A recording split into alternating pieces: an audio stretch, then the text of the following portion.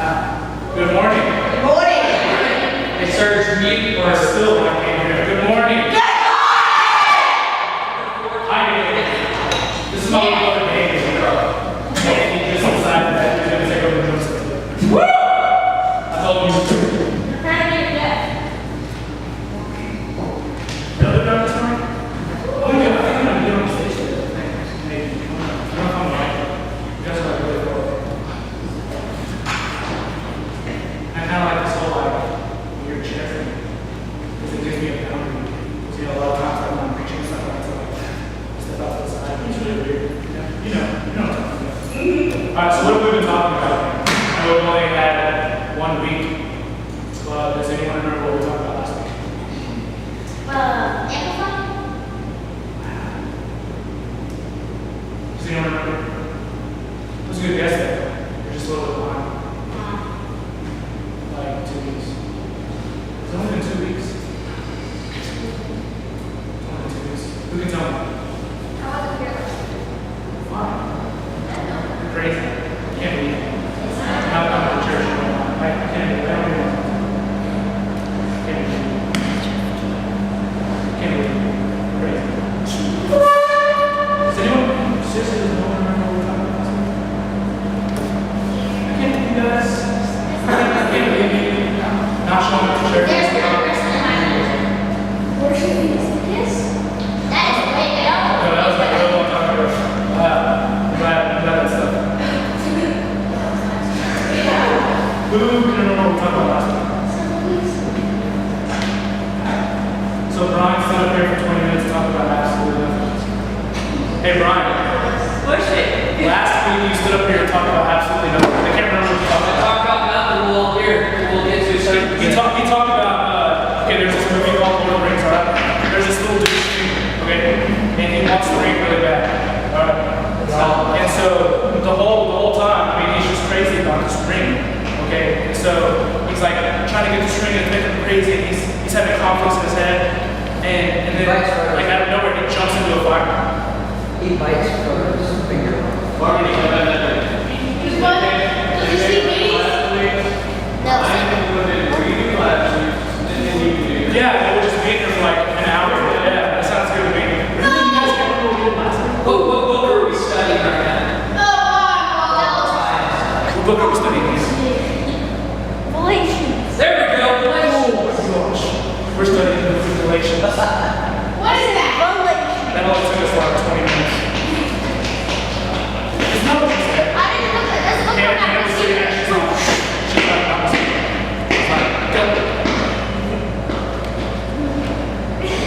like she was about to vomit. She's like,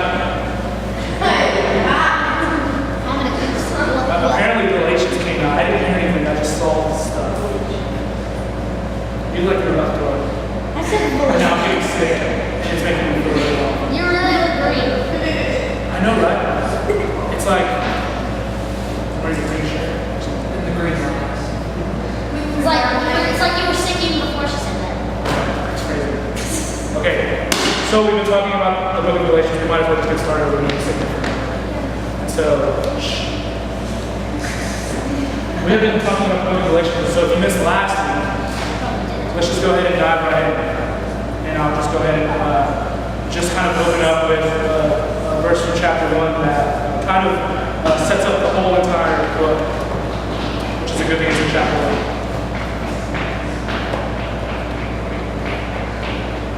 1. I should start bringing the notes. I would really like for us, just take a for us to be comfortable with this.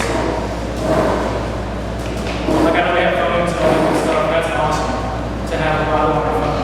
But how great it is to have a physical copy of your book and be able to flip through it and find what you're looking for, stuff like that. Because who knows, you may be walking around school and some kid's like, so I have a question about Jesus.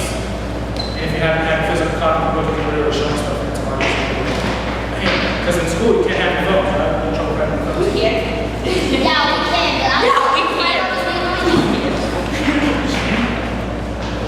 Okay, if you're there, Galatians chapter 1. Teacher won't let me be. You know? Okay.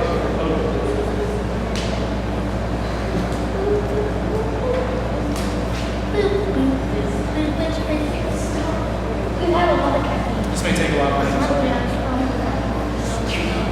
The words are too big. Okay, right there. Okay, that was really weird, right? Okay, chapter 1, we're going to be in verse, I think, we'll just start in 6. Chapter 1, verse 6. That's where we'll start. And then 30 minutes later, you won't even remember I read chapter 1, verse 6. Okay.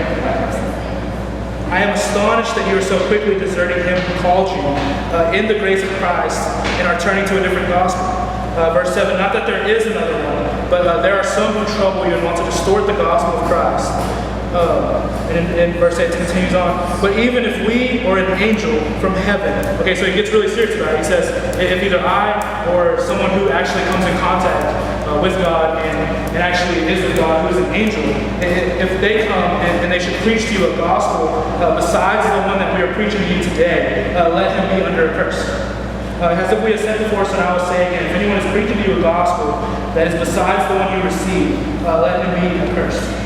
Okay, so that verse really kind of sets up the whole book. And actually the subtitle says no other gospel.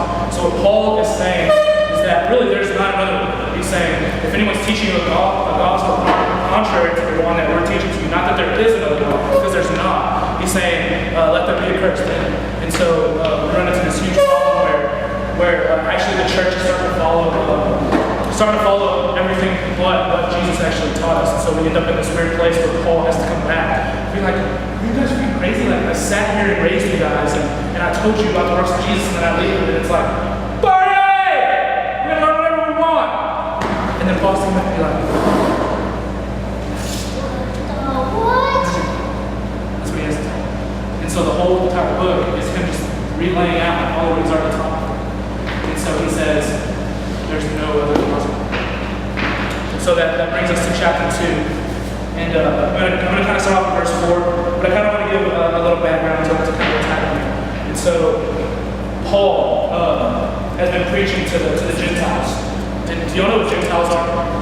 Are you a Jew? If you're a Jew, raise your hand. So you're a Gentile. So we're all Gentiles. If you're not a Jew, you're a Gentile. Okay, so Paul has been preaching to the Gentiles. And he's been doing it for about 14 years. Okay, so if you didn't know, the way Paul was converted to Christianity is he's literally, and if you want, you can read this in the book of Acts, but he's literally on the road to Damascus. Okay, and he's known at the time period as the most well-known person to persecute Christians. Like, he would literally, like, if you were living back in Paul's time, he would try to kill you. Oh my goodness gracious. Like, literally, like, behead you because you believed in Jesus. Isn't that crazy? Okay, so he's on the road to Damascus, and get this, he's with some other dudes. All right, and I just can't imagine this, but they're on the road to Damascus, and they're on the horse, and all of a sudden, it's like, it says the glory of God is like upon them. Okay, and it's like bright. So imagine like when you're looking at the sun, like times a thousand. Okay, and so you just get like blinded, and Paul falls off of his horse, and like the people that are around him are like, they're probably like, what in the world just happened? Like we were riding, and then we were talking, and all of a sudden it's like the sun was right in front of us, and Paul's on the floor. And his name is actually Saul. His name is Saul. Saul's on the floor. Okay, and then Jesus starts talking, but the people around him can't see him. But Saul can. So just imagine this: you're on your horse, and you hear a voice, and it's like a deep, manly voice. And you're like,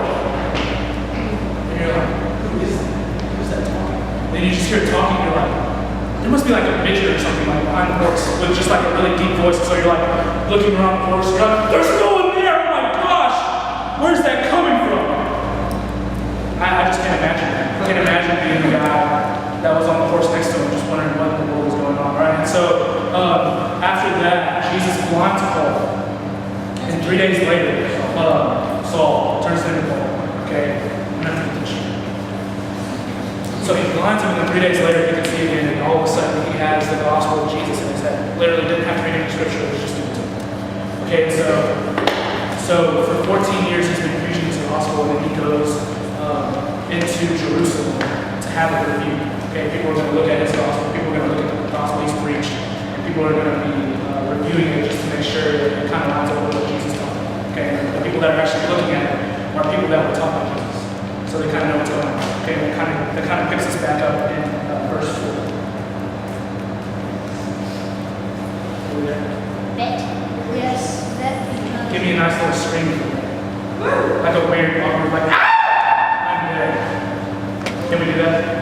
Well, I'm already there. No? I'm there. Okay. Oh, yeah, you're there. Do that. I need to stop doing that.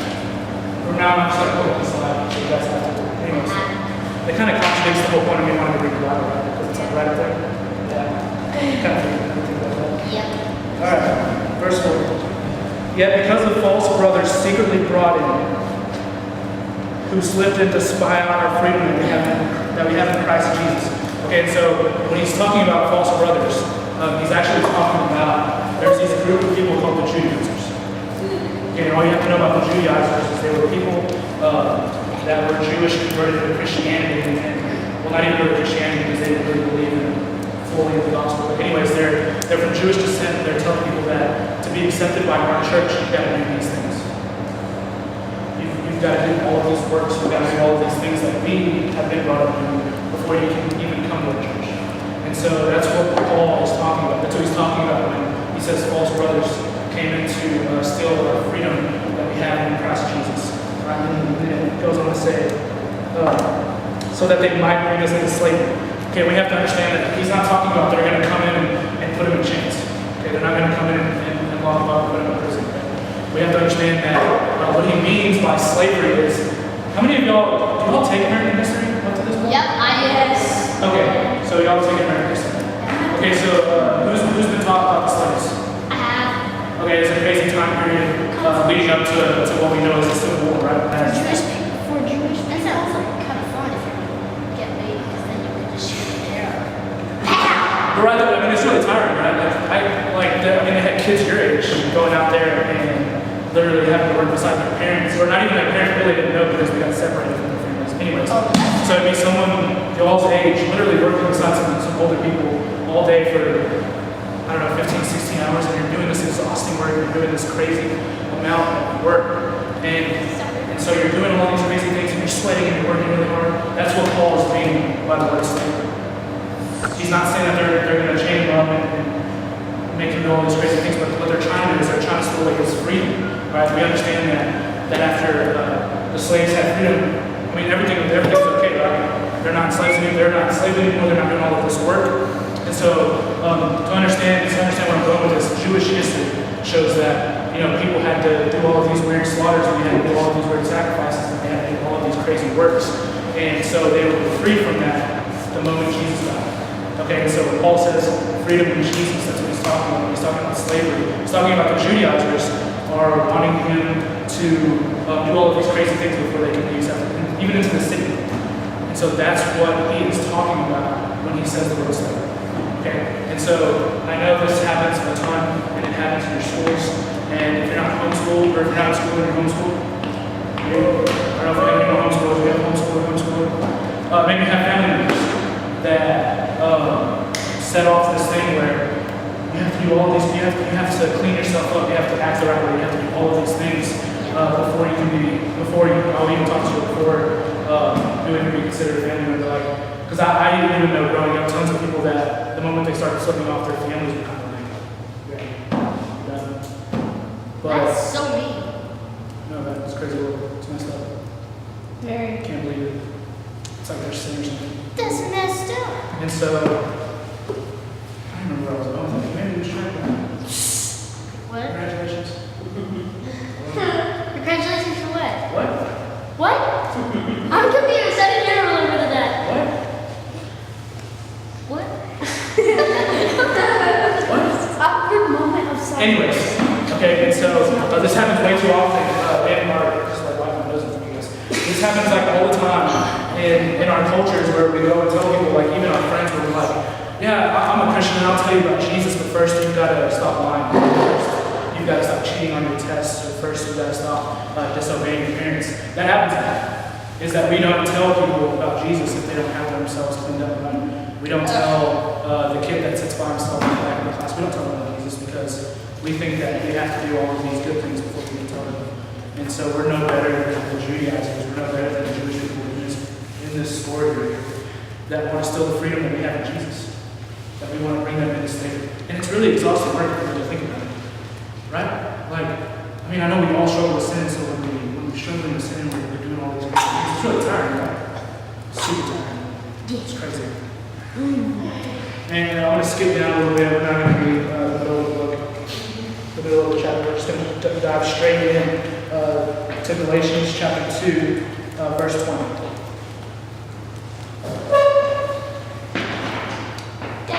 I have been crucified with Christ. It is no longer I who live, but Christ who lives in me. In the life I now live in the flesh. I live by faith in the Son of God who loved me and gave himself for me. I just stepped on your toe. Okay? I'm going to read it again because I really want you guys to really understand this verse. I have been crucified with Christ. It is no longer I who live. Okay? It's no longer I who live. It's no longer you who live.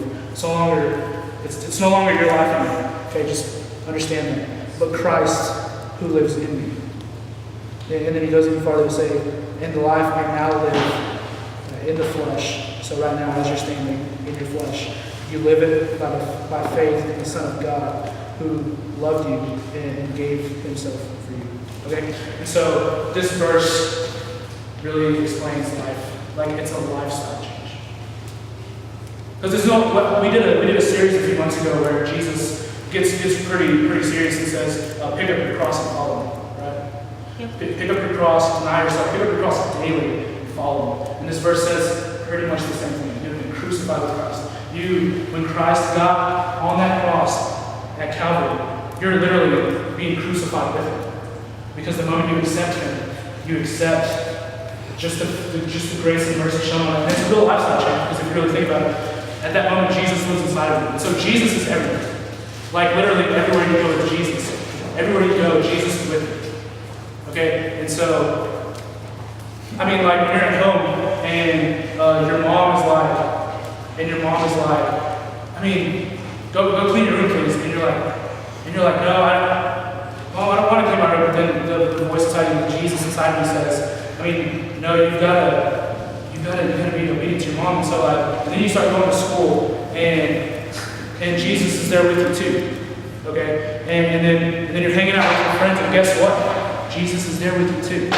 Okay? And as I'm walking, Jesus is with me. This is not Jesus, but he has a beard. Okay? And so he's walking with me. He's with me. Okay? And so if I was to go this way, and if I was to go to the back of the room, he would be with me. Okay? And he's not going to leave me. I hope not. Okay? I hope he can keep on. Okay? And so, yeah, if you go to the bathroom, guess what? Jesus is there too. Okay? That's cool. So just think about it. If you go to the bathroom, Jesus is there. Because Jesus, he lives inside of you. Okay? And so no matter what you do, it's like Jesus is with you. Just like Jesus is with Okay? you. And so it doesn't matter what you're doing. You can be driving in your car, okay? You could be having thoughts about that person who is really annoying, who you think is really annoying. And guess what? Jesus is there with you, okay? And so if we just realize that Jesus is actually with us and he's there no matter what we do, okay? Then we can realize the fact that we can pretty much do the things that Jesus did. You know, we can speak life, and we can speak love, and we can speak these crazy things that Jesus spoke, okay? And we can show people love, and we can show people life, and we can show people the things that we're supposed to be showing people because Jesus is inside of you. He's with you wherever you go. And so, like when you walk to the right, Jesus is walking to the right. And again, this is not Jesus, but he has a beard. Okay? And so, you get what I'm saying? It's like no matter what you do, no matter where you go, Jesus is with you. Isn't that crazy? That's kind of scary. But I think it's in here. It's in here. It's not like following you. It's in here. It's on the inside. Is it not like one of those like this? Like one of those horror movies when somebody's stalking? When someone's just like, no. He's literally inside of you. Okay? Like right now where you're sitting, you have the power of Jesus inside of you. Do we understand that? Do we get that? Where was Okay. Jesus crucified? And is the cross still there? Yeah. So, because they used it for other reasons other than they used it for their crucifixions. Oh. Maybe every church should get a splinter of that. Oh yeah, just think about it. I mean, we turn, and this is kind of off of the fact maybe I should do this. I'm going to go on a bunny trail. We turn our crosses into cute little necklaces and cute little earrings and put diamonds in them. We make them into this jewelry when in reality. And we try and turn it to the cross and try to go these crazy things. Okay? But in reality, if you want me to paint a real picture for you guys, it was really just two slabs of wood just strapped together that had been used for many, and maybe this is a little graphic for you guys, but for thousands of crucifixions before him. Okay? And so we try to turn it into all of these crazy things like gold and silver, but in reality it's two splintery, bloody pieces of wood that you have to be physically able to. Okay? And so that was just my little sidetrack. And so I know like we all deal with sin, I'll leave that alone. We all deal with sin, but when we realize that we have Jesus living inside of us, I mean, think about it. He got on the cross and defeated sin 3 days later. You know, and now it says Christ is living inside of you, so when you have sin problems, when you have all of these crazy things in your life, you just have to focus on the fact that Jesus is actually inside of you. Okay? And like Brian's example shows, like he's literally just with you. Like he's inside of you, so no matter what you're doing, no matter where you're going, you have that inside of you. Okay? And I just want you guys to understand that it's inside of you. Okay, let's move on to verse 21. I do not nullify, okay, the word nullify here just means I do not forget, I do not let it go. I do not nullify the grace of God. For if righteousness were through the law, then Christ died for no purpose. Okay, so we talked about the word gospel. Does anyone remember what the word gospel means? Gospel. And it's all over the Bible, especially after Jesus Christ. Gospel of Jesus Christ. We know what gospel means. We know what it actually means. Is it a book? Well, we have the gospel of Gospel. Jesus, Matthew, Mark, Luke, and John. But what does the word actually mean? Mind blower. Absolutely, mind blower. What does the word gospel mean? It is a mind blower. Yes. What does the word gospel mean? It means good news. I have gospel for you. It means good news. Okay? And so for it to be good news, there has to be bad news first. Right? That's all Right, gospel. because you go to the doctor and you get a report that says your health, and you're like, oh man, that's good news, I'm not sick. Right? Because bad news was maybe we're sick. Or there's some worries there, there's some really super serious worries, and so you're struggling in a class, and you're like, oh man, I'm not doing good in this class, or I feel like I'm not doing good in this class, or I'm not going to finish all of my work. Then you get your report card and you have a bunch of A's. Right? It's good news. Right? And so for it to be good news, there has to be bad news first. Okay, so what is the bad news? He doesn't actually say it here. He doesn't actually say that this is bad news, but this is what a lot of us do. We forget the grace of God, and we try to obtain righteousness through the law.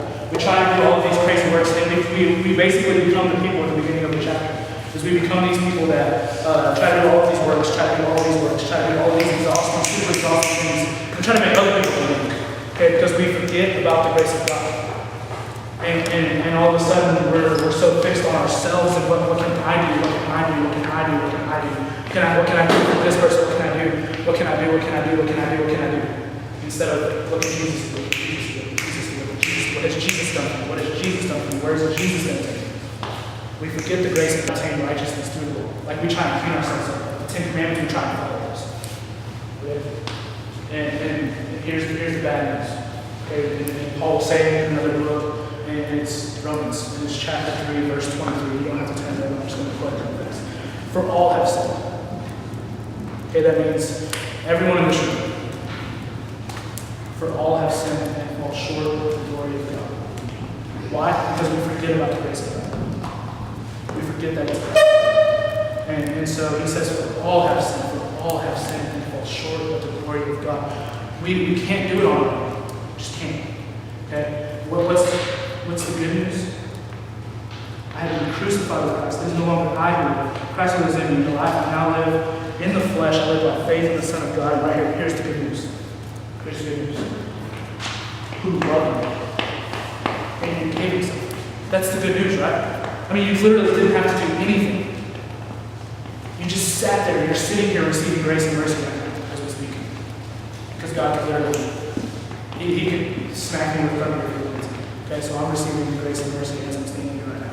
Okay, and so the good news is this: He loved me and He gave Himself for me. And later in another book, again in Romans chapter 5, verse 8, he says, but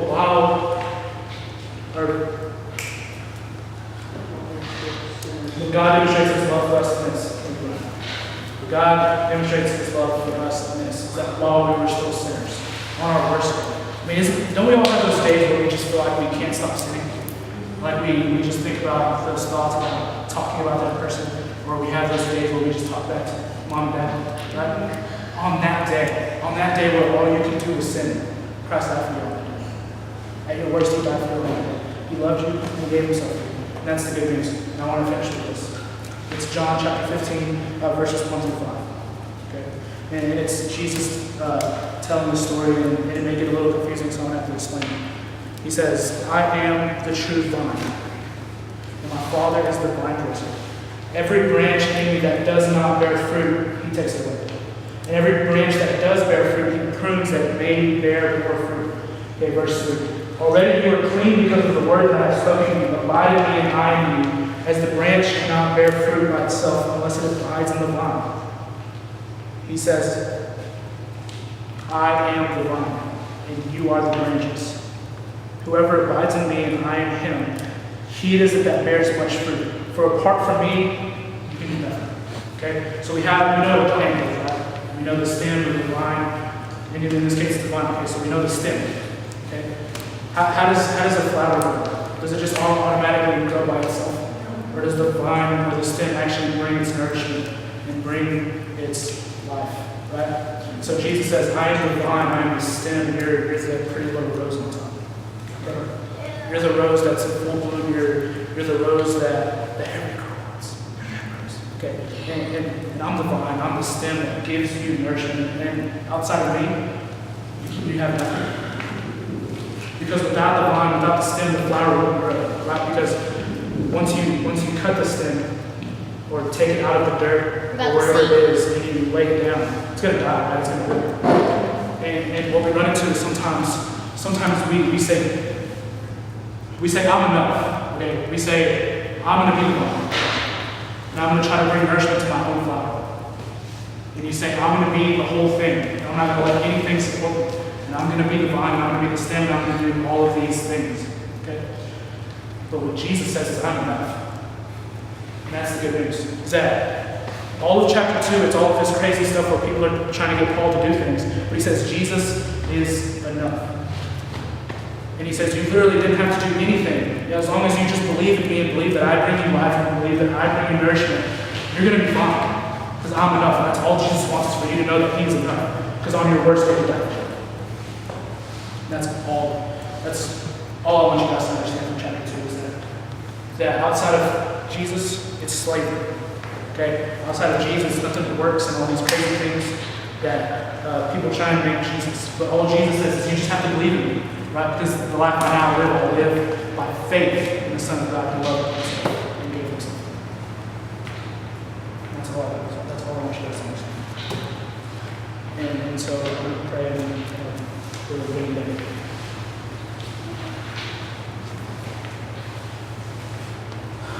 Father God, I just thank you for this time to dig into the Word, Father, for this time to really just learn what you have to tell us, Father, to learn the things that you want us to learn, Father. And I just pray that we don't try to become the vine, we don't try to become the stem, Father, but that we let you bring us life, that you bring us nourishment, Father, that we rely on you and that we don't rely on our works or trying to make the best effort, Father, but that we realize that you already made the effort.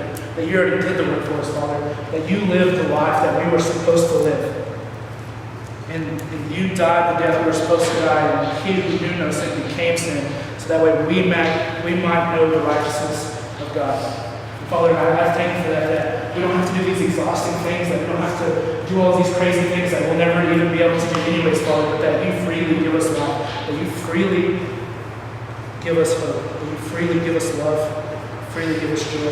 Father, I pray that we do nothing but rely on you and realize that you're enough. That there's nothing outside of you, Father, that you're it, you're the way, you're the truth, you're the life. Father, we love you. We thank you. for your son Jesus on the cross, and it's in his name we pray. Amen. Amen.